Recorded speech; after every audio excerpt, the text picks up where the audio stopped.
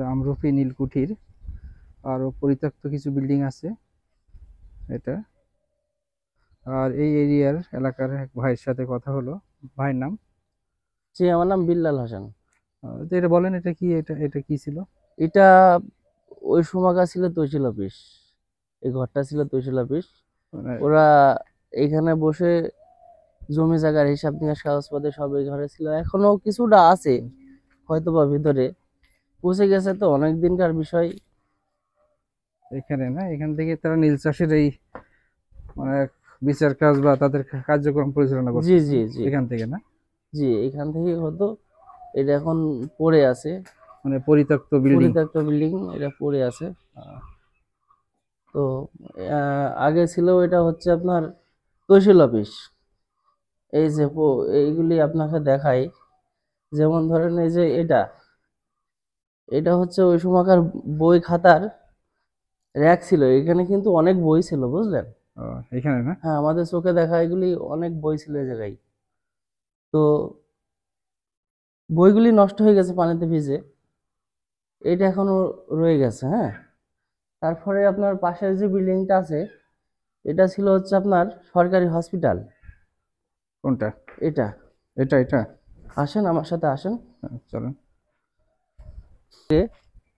এটা ছিল সরকারি হসপিটাল, এখানে মানুষ সেবা নিত। এখানে এই বিল্ডিং, এই জি জি বিল্ডিং এর জি সাথেই যেটা পরিত্যক্ত এখন অবস্থা? জি জি জি, এটা এটা সরকারি হসপিটাল ছিল। এই সরকারি হসপিটালটা এখান থেকে ভেঙে চলে গেছে হচ্ছে আমাদের যে বালিকা বিদ্যালয় আছে, আচ্ছা। হাটের হাটের ঘরে আর কি।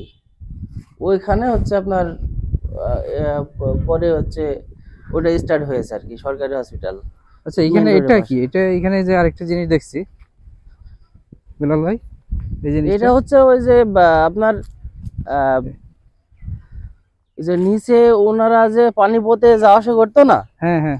এটা নিচে অনেক গর্ত ছিল। হ্যাঁ, এবং নামার মতো সিস্টেম ছিল। ওই যে যে পানির পথে যেটা যানবাহন ছিল, ওটা তো তেল লাগতো। হ্যাঁ। ওই ওই তেলের ব্যারেল ছিল এই জায়গায়, আচ্ছা আচ্ছা। বুঝতে পারছেন? তেলে ব্যারেল এখানে রাখতো, পরে এখানে যখন হসপিটাল হলো তখন ওখানকার ময়লা এই জায়গায় ফেলতো, আচ্ছা। এই আর কি। আর ওই ওই সামনেও তো একই নাকি? ওই সামনে হ্যাঁ, আরেকটা? ওখানে হচ্ছে আপনার ওই যারা ছিল সাহেবদের, হ্যাঁ, হ্যাঁ, ওই ওই সামনে। কর্মচারীরা এইখানে থাকতো আর কি, এই ঘরে। পরে ওই কর্মচারীরা চলে যাওয়ার পরে পরে হচ্ছে এতিমখানা হলো সরকারি। ওইটা ওই যে জি পরিত্যক্ত জি। যেটা।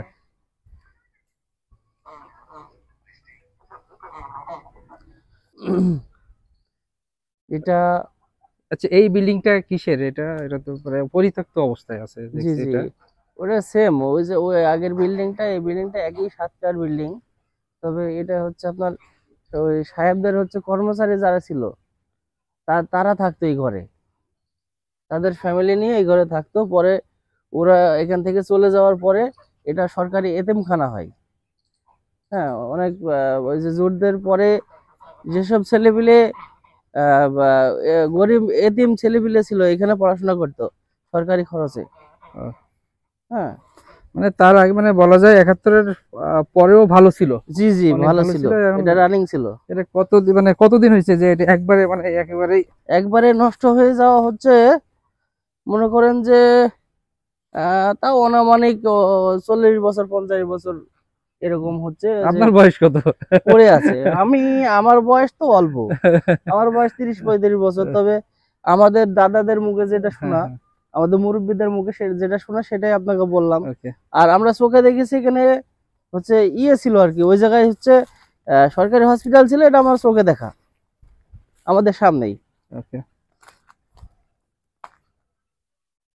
ওই যে ওখানে সামনে যে একটা নদী নদী দেখলাম, ওই নদীরই মানে এটা শাখা এটা, ওই জি, যে এটার কাজলা, নাম, এই নদীটা, কাজলা নদী। এই নদীটার নাম হচ্ছে কাজলা নদী।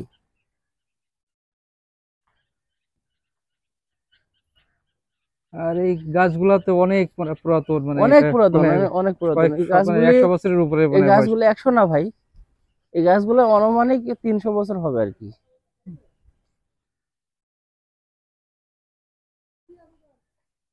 আমাদের 4 পুরুষ পার হয়ে গেছে এই গাছের বয়স। আচ্ছা, এখানে একটাই 3 থেকে আছে। 4 পুরুষ হচ্ছে গত হয়ে গেছে।